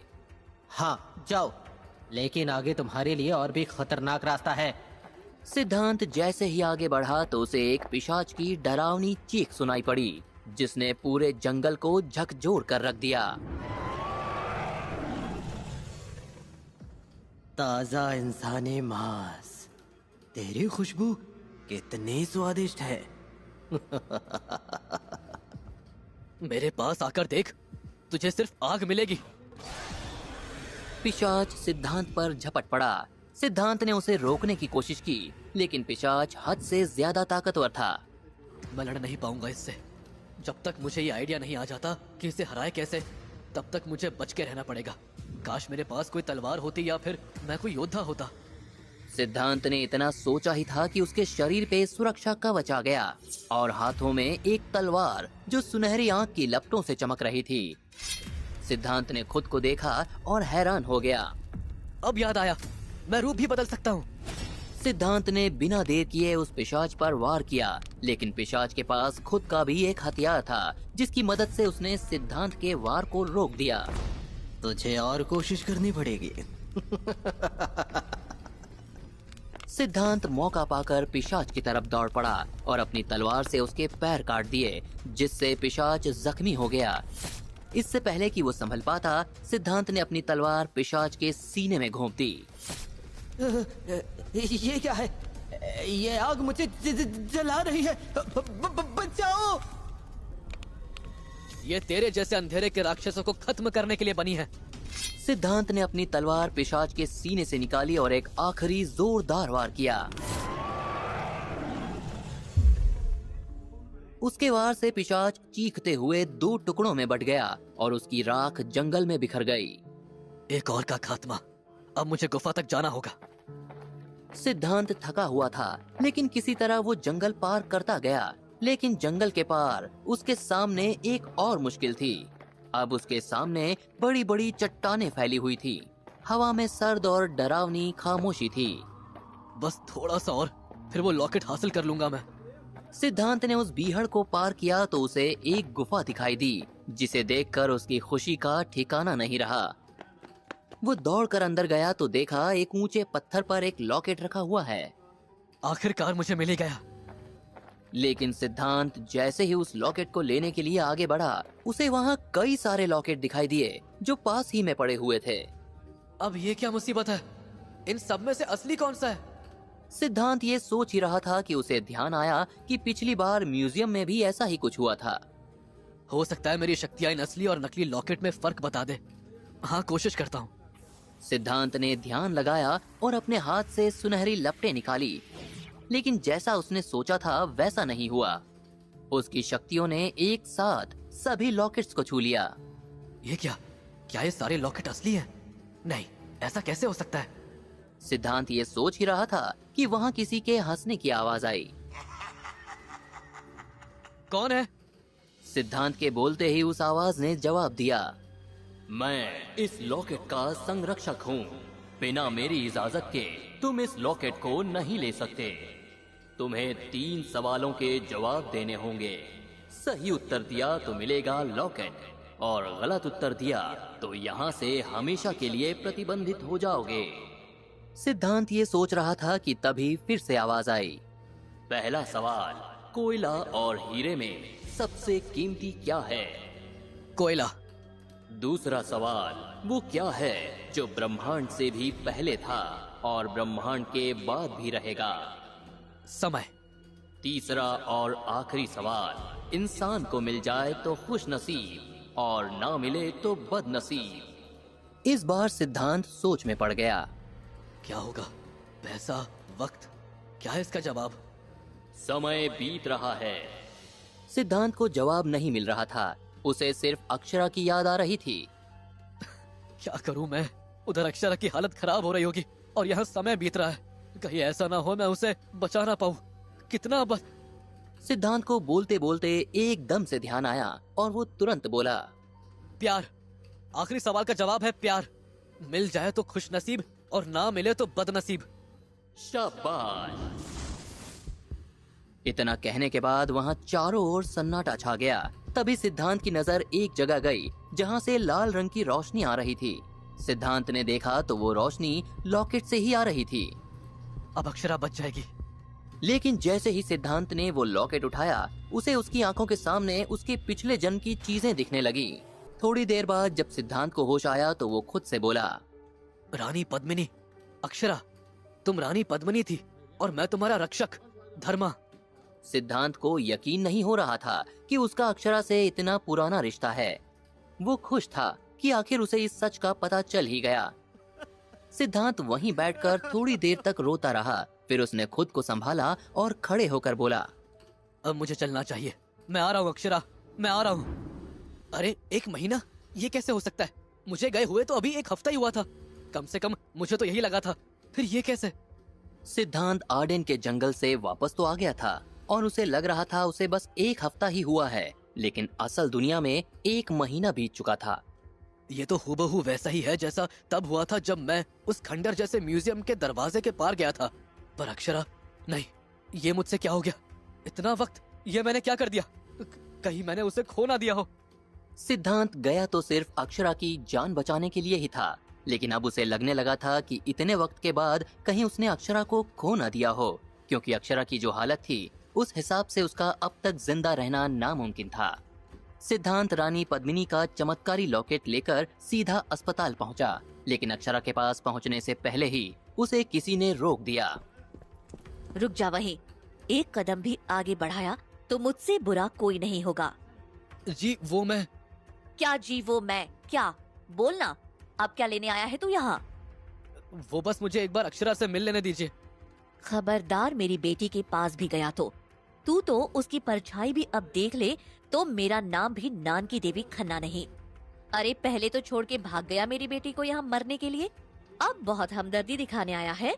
अरे अब क्या लेने आया है? मैं भागा नहीं था। अच्छा, तो क्या तू छुट्टियाँ मनाने गया था? मुझे तो पहले से ही पता था कि तू ये बस प्यार और फिक्र का दिखावा करता था मेरी बेटी के साथ, वो भी उसकी प्रॉपर्टी और पैसों के लिए। और जब तूने देखा कि अब अक्षरा से तुझे कोई फायदा नहीं, तो तू 9 तो 11 हो गया। सिद्धांत के हॉस्पिटल जाते ही नानकी उस पर भड़क गई। वो उसे खरी खोटी सुनाने में लगी थी, लेकिन सिद्धांत के चेहरे को देखकर बिल्कुल ऐसा नहीं लग रहा था कि उसे कोई फर्क पड़ रहा है। वो बस चुपचाप नानकी की बातों को सुन रहा था, क्योंकि उसके गुस्से से एक बात साफ थी कि अक्षरा अभी भी जिंदा है और हॉस्पिटल में है, और इससे बड़े सुकून की बात सिद्धांत के लिए कुछ और नहीं हो सकती थी। तू अभी तक गया नहीं? मैंने तुझसे बड़ा बेशर्म आज तक नहीं देखा। नहीं प्लीज 1 मिनट रुक जाइए, मेरी बात सुन लीजिए। मुझे बस एक बार अक्षरा से मिल लेने दो। मेरा उससे मिलना बहुत जरूरी है। बस एक बार मुझे उसे देख लेने दीजिए। मैंने जो कह दिया सो कह दिया, अब दफा हो जा यहाँ से। इतना कहकर नानकी ने सिद्धांत को धक्का मारकर पीछे किया, जिस वजह से सिद्धांत थोड़ा लड़खड़ा गया कि तभी अतुल वहाँ आ गए। उन्होंने सिद्धांत को संभालते हुए कहा, अरे सिद्धांत बेटा। अतुल ने बिना और कुछ बोले सिद्धांत को गले लगा लिया और उनकी आंखों से आंसू बहने लगे। अंकल आप ठीक तो है ना? क्या हुआ? कहाँ चले गए थे तुम? पता है मैं कितना परेशान था, कितने फोन किए तुम्हें, कहाँ कहाँ नहीं ढूंढा। एक बार बताकर तो जाते। मैं आपको सब कुछ बताऊंगा, बस पहले मुझे अक्षरा से मिल लेने दीजिए। ठीक है। अतुल की हामी मिलते ही सिद्धांत किसी पागल की तरह अक्षरा के वार्ड की तरफ भागा और अंदर जाते ही अक्षरा को देखकर वो उसके गले लगकर किसी छोटे बच्चे की तरह फफक फफक कर रोने लगा। अक्षरा, मैं तुमसे वादा करता हूँ, इसके बाद कभी तुम्हें कुछ नहीं होने दूंगा, ना कभी तुम्हें अकेला छोड़कर कहीं जाऊंगा। अक्षरा बेसुध किसी लाश की तरह सामने पड़ी थी। ऐसा लग रहा था कि उसके अंदर जो एक उम्मीद है, बस उसी ने उसे जिंदा रखा था और अब वो उम्मीद भी पूरी होने वाली थी। अक्षरा की शक्तियों ने अब तक बखूबी अपना काम किया था, अब बारी थी सिद्धांत की। बस एक बार मैं ये लॉकेट तुम्हें पहना दूं, फिर सब ठीक हो जाएगा। और ये कहते कहते सिद्धांत ने रानी पद्मिनी का वो लॉकेट निकाला और उसे अक्षरा को पहना दिया। जैसे ही उस लॉकेट के पत्थर का स्पर्श अक्षरा की रूह से हुआ, उसकी बॉडी जो पिछले इतने समय से बेसुध थी, उसने रिस्पॉन्ड करना शुरू कर दिया। ये देखकर सिद्धांत की खुशी का ठिकाना नहीं रहा। वो भागते हुए बाहर डॉक्टर्स को बुलाने गया। डॉक्टर्स, जल्दी देखिए, अक्षरा की बॉडी कुछ रिस्पॉन्स दे रही है। सिद्धांत के मुंह से ये सुनते ही नानकी जी, दीक्षा और यहाँ तक कि अतुल भी सब शॉक्ड थे। उन्हें उसकी बातों पर यकीन नहीं हुआ तो सब खुद ही अक्षरा को देखने भागे। हाँ, डॉक्टर को बुलाओ, मेरी बेटी ठीक हो गई। मेरी अक्षरा, वो देखिए उसकी उंगलियां चल रही हैं, उसका हाथ भी हिला। आप लोग बाहर जाइए, हमें पेशेंट को चेक करना है। डॉक्टर, कोई घबराने की बात तो नहीं है ना? आप बाहर वेट कीजिए, पहले हमें चेक करने दीजिए। डॉक्टर्स अक्षरा के टेस्ट करने लगे। सब शॉक में थे कि ऐसा हो कैसे सकता है, क्योंकि लगभग सब ने ही अक्षरा के ठीक होने की उम्मीद छोड़ दी थी। Sir, it's a miracle. मैंने अपने पूरे करियर में ऐसा कुछ होते हुए नहीं देखा। हम इतने दिनों से हर मुमकिन कोशिश कर चुके, पर आज अचानक ये कैसे रिस्पॉन्ड करने लगी? शॉक्ड में तो मैं भी हूँ। आज एकदम से अक्षरा की बॉडी की ये स्पीडी रिकवरी किसी करिश्मे से कम नहीं। जहाँ एक तरफ डॉक्टर्स पता लगाने की कोशिश कर रहे थे कि ये हुआ कैसे, वहीं अक्षरा के दिमाग में भूचाल आया हुआ था। लॉकेट पहनते ही अक्षरा को अपना पिछला जन्म याद आ गया कि वही रानी पद्मिनी थी। दर्पण द्वार, नगिनी, धर्मा, सब कुछ उसे याद आ गया। बस अब उसका होश में आना बाकी था। तब तक डॉक्टर्स चेकअप के बाद बाहर आए और उन्हें देखते ही अतुल, नानकी, सिद्धांत सब उनकी तरफ भागे। क्या हुआ? कैसी है वो? कुछ बताइए ना। कॉन्ग्रेचुलेशंस, ये जो कुछ भी हुआ है किसी करिश्मे से कम नहीं है। मैंने अपने पूरे करियर में ऐसा होते हुए नहीं देखा। आपकी बेटी वाकई बहुत लकी है, वरना ऐसे केसेस में पेशेंट्स का बचना इम्पॉसिबल होता है। उसे होश कब तक आएगा? देखिए, अभी ये बता पाना थोड़ा मुश्किल है, पर जिस स्पीड से अक्षरा की बॉडी रिकवर कर रही है, वो दिन भी अब दूर नहीं। तो क्या फिर हम उसे घर ले जा सकते हैं? हाँ, अगर सब सही रहा तो बिल्कुल। क्या हम उससे अभी मिल सकते हैं? ठीक है, पर भीड़ मत लगाइएगा पेशेंट के पास। Thank you so much doctor. Doctors के जाते ही नानकी और दीक्षा तो अक्षरा से मिलने चले गए, पर अतुल वहीं थे। वो सिद्धांत के पास गए और उसे गले लगा लिया। क्या हुआ uncle? Thank you so much बेटा, तुम्हारी वजह से ही आज अक्षरा ठीक हो पाई है। तुम नहीं होते तो ये कभी पॉसिबल नहीं होता। पर मैं तो अब तुम्हें मुझे बताना ही होगा कि कहाँ गए थे और क्या ऐसा किया तुमने जिससे अक्षरा ठीक हो गई। अतुल के इस सवाल से सिद्धांत सहम गया, पर अब सिद्धांत अपने दिल में इतना बोझ नहीं रखना चाहता था। उसने इसलिए अतुल को सब बताना ही ठीक समझा। अगर मैं आपसे कहूँ कि ये सब अक्षरा और मेरे पिछले जन्म से जुड़ा है, तो क्या आप मुझे पागल कहेंगे? मतलब मैं कुछ समझा नहीं। आपको याद है शादी वाली रात आपने मुझे एक अजीब सा बॉक्स दिया था और कहा था कि मैं उसे ऑटो में भूल आया था?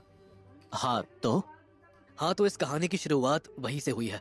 और ये बात जानकर आपको बहुत हैरानी होगी कि जो कुछ भी अभी हो रहा है वो सब पहले से ही तय था। अक्षरा का एक्सीडेंट, मेरी उससे शादी, सब कुछ। बस यूँ समझ लीजिए कि आपकी बेटी का जन्म एक बुराई का अंत करने के लिए हुआ है। सिद्धांत, क्या तुम मुझे साफ साफ समझाओगे कि ये सब है क्या? क्योंकि बेटा अभी मुझे कुछ समझ नहीं आ रहा है। सिद्धांत ने अतुल को शुरू से सब बताया कि आखिर इत्जामना और नगिनी कौन हैं और उस पति पत्नी का साथ 200 साल पुराना है। उसने चमत्कारी लॉकेट और आर्डन के जंगलों के बारे में भी बताया। सब कुछ जानने के बाद सिद्धांत को तो हल्का महसूस हो रहा था, लेकिन अतुल ने हंसना शुरू कर दिया। क्या हुआ? आपको मेरी बातों पर यकीन नहीं है क्या? आओ, अब एक कहानी मैं तुम्हें सुनाता हूँ। अगर मैं तुमसे कहूँ कि मुझे ये सब पहले से पता था तो? क्या? ये आप क्या कह रहे हैं? हाँ, सिर्फ तुम और अक्षरा ही पुनर्जन्म लेकर नगीनी को खत्म करने नहीं आए। मेरा भी जन्म इसीलिए हुआ है। मैं कोई और नहीं बल्कि रानी पद्मिनी का पिता राजा शिवेंद्र हूँ। मुझे पता था कि नगीनी दर्पण द्वार तोड़कर एक दिन जरूर आजाद होगी, और मुझे ये भी पता था कि तुम दोनों एक बार फिर उसका किस्सा खत्म करोगे। क्या? तो मेरी और अक्षरा की शादी? हाँ, वो भी मेरा ही सोचा समझा प्लान था। जैसे उस जन्म में धर्मा रानी पद्मिनी की ढाल था, वैसे ही अब सिद्धांत अक्षरा की ढाल बनकर खड़ा है। ये दीक्षा का फोन क्यों नहीं लग रहा है?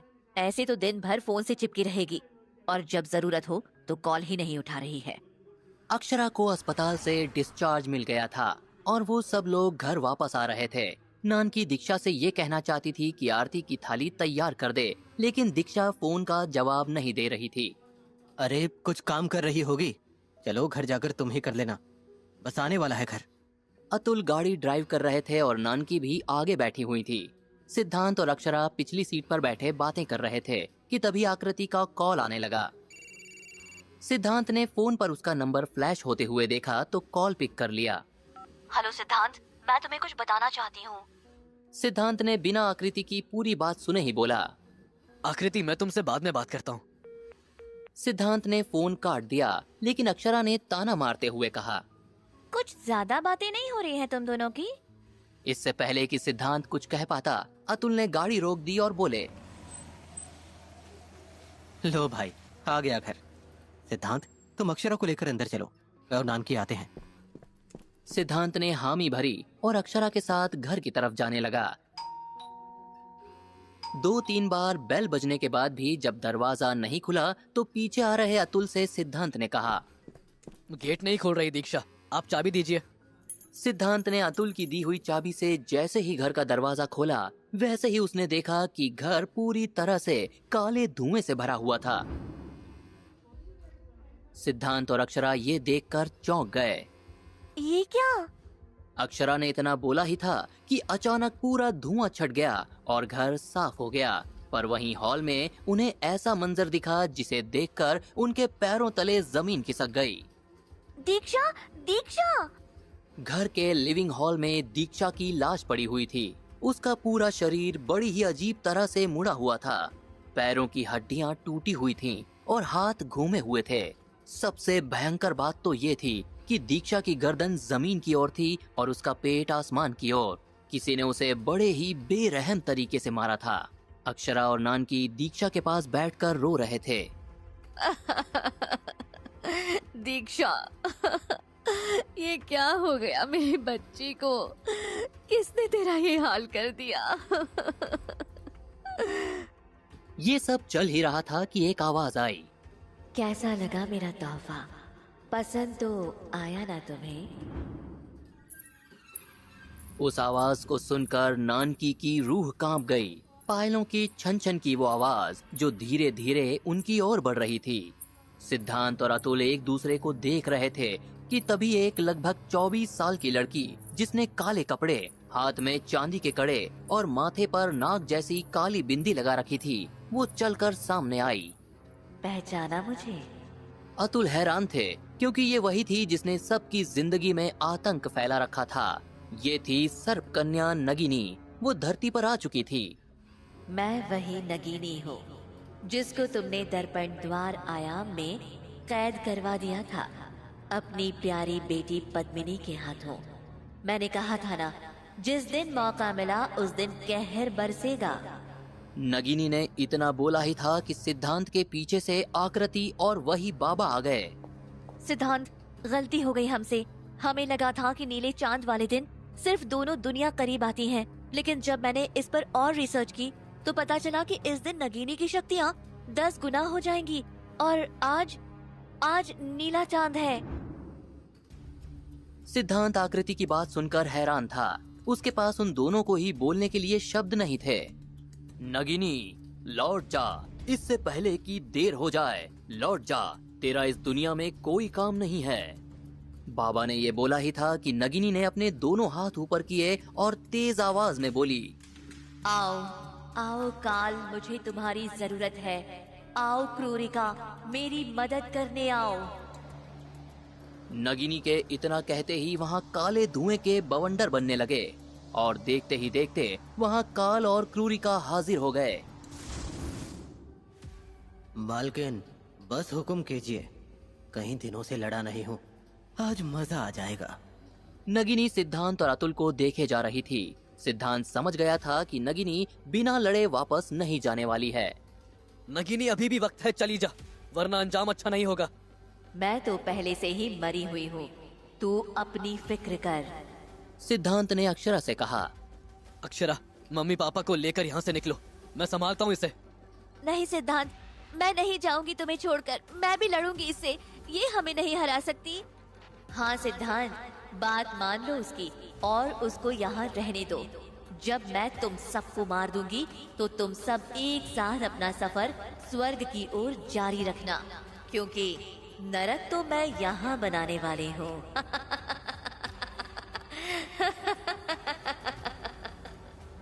अक्षरा, समय नहीं है, तुम जाओ।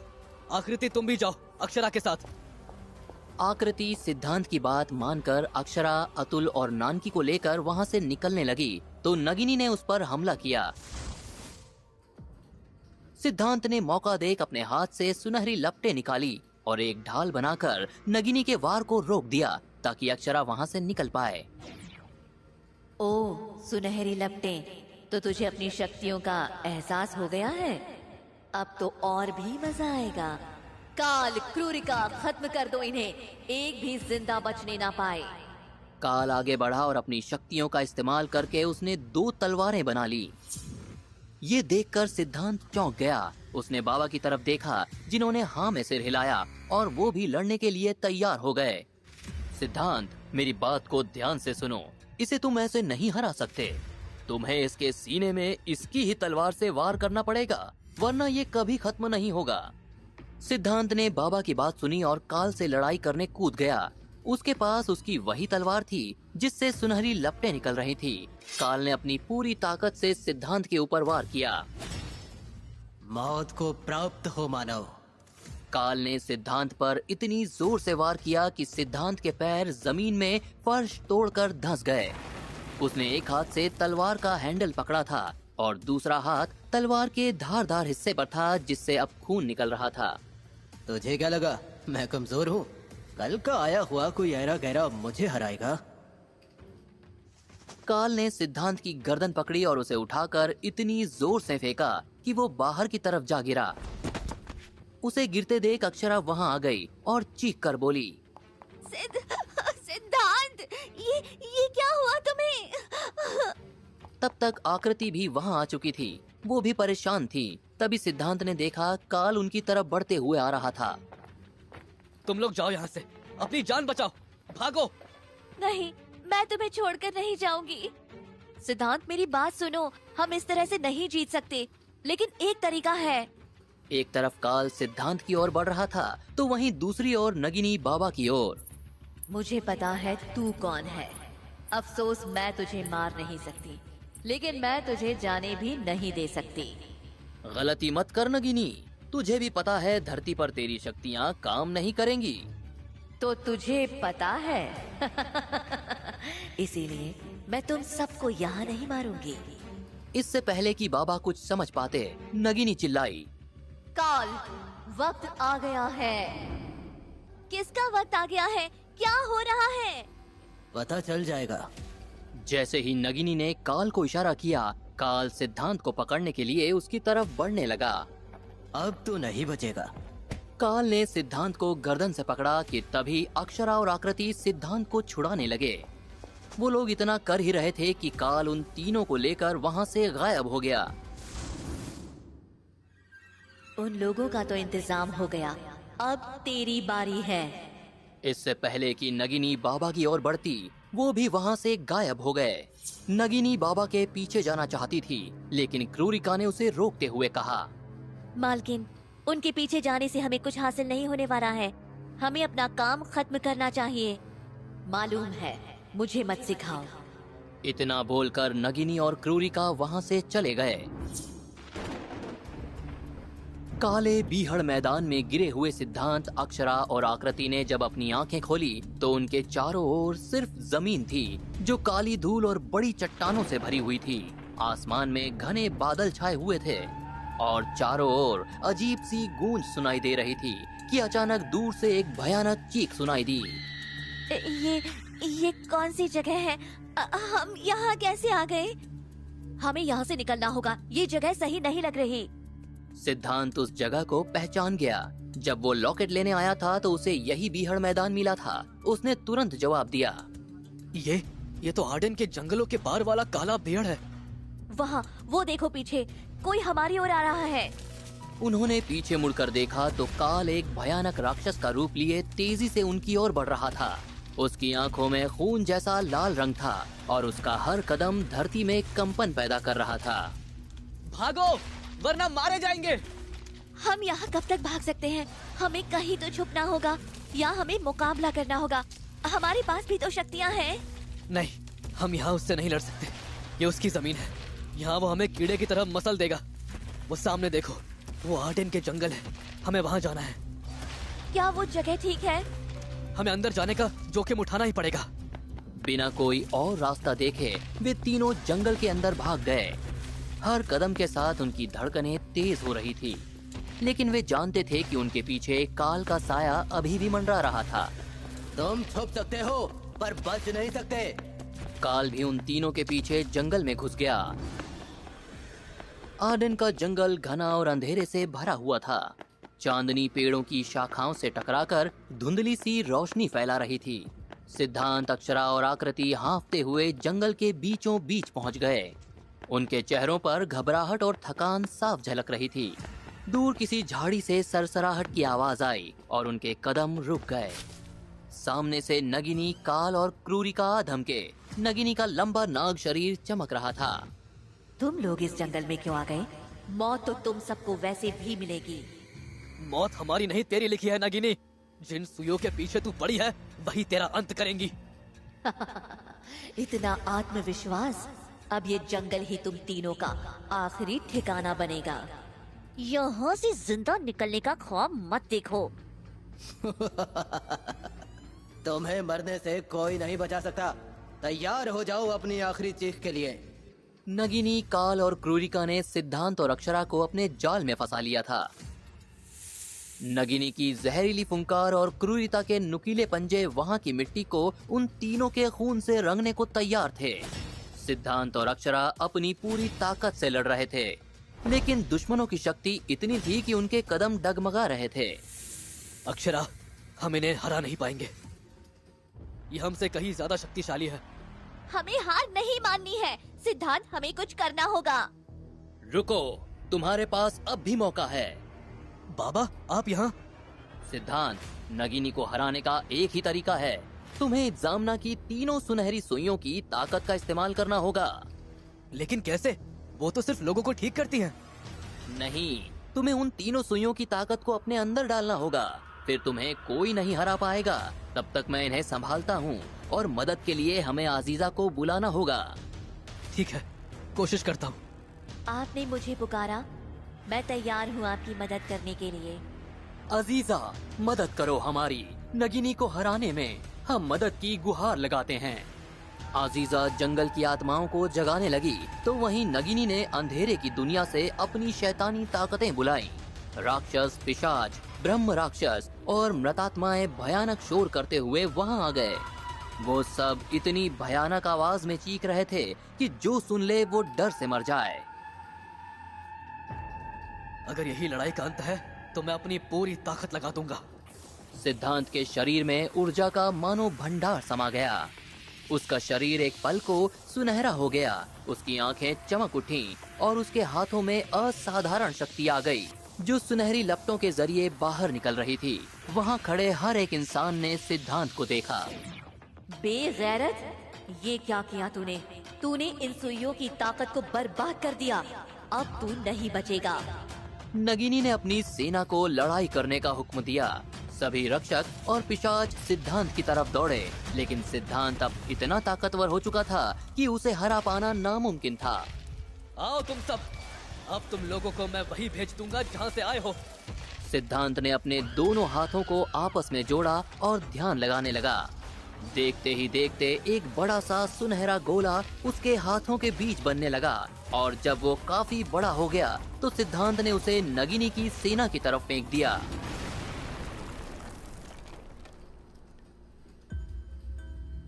एक पल में नगिनी की सारी सेना धूल में मिल गई।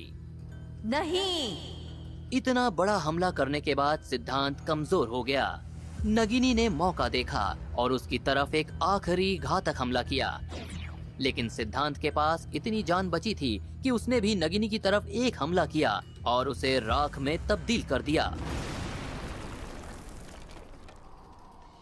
नगिनी का राख बन चुका शरीर जंगल की हवा में उड़ने लगा, लेकिन तभी अक्षरा! सिद्धांत ने अक्षरा की तरफ देखा जो एक ही जगह खड़ी हुई थी। दरअसल अक्षरा ने नगिनी के किए हुए हमले को खुद के ऊपर ले लिया था। अक्षरा, अक्षरा, ये क्या किया तुमने? तुमने हमेशा मेरी जान बचाई है, एक बार मुझे तो ये फर्ज निभाने दो। ये सब होता हुआ देख बाबा ने सबको वहाँ से बाहर निकाला और उनकी असली दुनिया में ले आए। कुछ समय बाद खन्ना मेंशन पर घर की घंटी बजी। अब तुम यहाँ क्यों आए हो? बस देखने आया हूँ उसे। अक्षरा पद्मिनी के लॉकेट की वजह से जंगल में हुए हमले से बच गई थी, लेकिन उसकी याददाश्त चली गई थी। उसे सिद्धांत से शादी, उसकी दुनिया, उसकी बातें, नगिनी कुछ भी याद नहीं था। अब वो एक आम लड़की की तरह अपनी जिंदगी जी रही थी। देखो, हम अपनी एक बेटी तो खो ही चुके हैं, अब दूसरी को नहीं खोना चाहते। उसे भले कुछ याद न हो, पर मुझे सब याद है। मेरी तुमसे हाथ जोड़कर विनती है, अब यहाँ कभी मत आना। पीछे से अक्षरा की आवाज आई। कौन है मम्मी? कोई नहीं बेटा, चलो डिनर करते हैं। वो वहाँ से जाने लगा कि उसे खिड़की से अतुल दिखे। अतुल ने उसे इशारे से उसका शुक्रिया अदा किया और उनसे इशारों में ही अलविदा कहकर सिद्धांत वहाँ से निकल गया। तो अब क्या करना है? अब कुछ नहीं। वैसे आकृति, तुम फ्री हो तो हम डेट पर जा सकते हैं। मैं तो हमेशा से ही तैयार थी।